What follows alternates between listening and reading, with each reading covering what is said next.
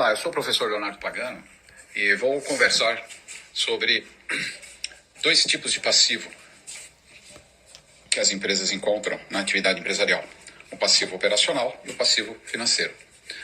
A principal diferença entre os dois passivos é que um deles, o passivo operacional, é um passivo que surge naturalmente com a atividade da empresa. Então você é indústria, por exemplo, compra matéria-prima e compra a prazo. Ou você é comércio, que compra mercadorias para revenda e compra a prazo. No momento que você compra essas mercadorias a prazo para revenda, ou a matéria-prima que você vai transformar em produto, né? Isso vai aparecer lá no seu balanço um passivo de contas a pagar, por exemplo. E esse passivo, alguns autores chegam a chamar de espontâneo. Por quê?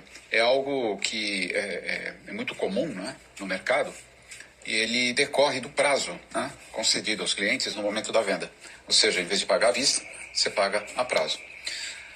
Apesar dele ser espontâneo, ele é um passivo que pode ter um custo, né? Muitas empresas vendem à vista por um determinado valor e a prazo com outro valor, né? É muito comum dizer assim: olha, o preço é 100, mas se você paga, é 100 e você tem lá 30 dias para pagar, ou 40 dias, enfim.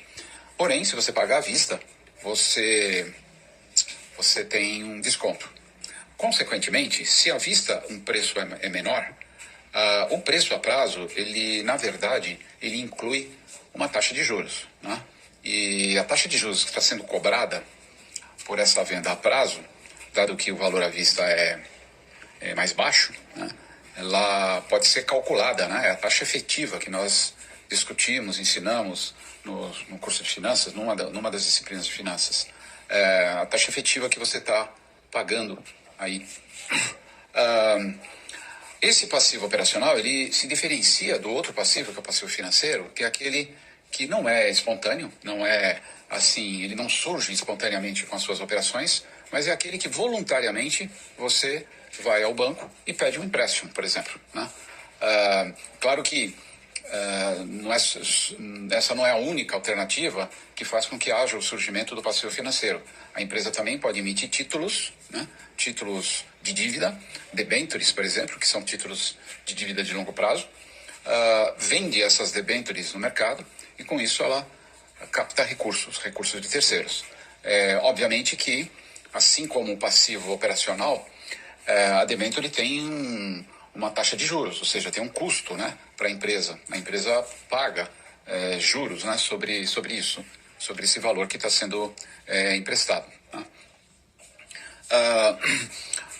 Normalmente, é muito comum a gente ouvir comentários do seguinte tipo: olha, se você não tem dinheiro para pagar à vista,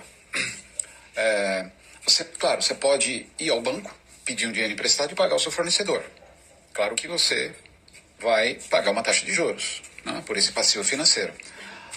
Ou então, a outra alternativa que você tem é usar o financiamento do seu fornecedor, se ele permitir que você pague a prazo, ainda que seja por um preço superior, né?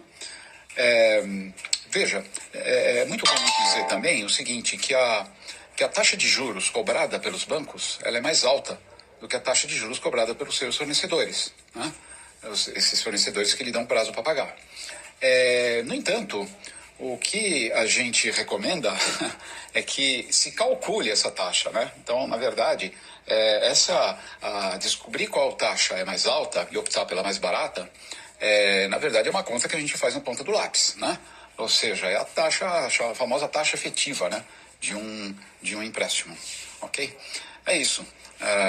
A ideia era mostrar um pouco esses dois passivos, né, diferenciando-os também, ok? Obrigado.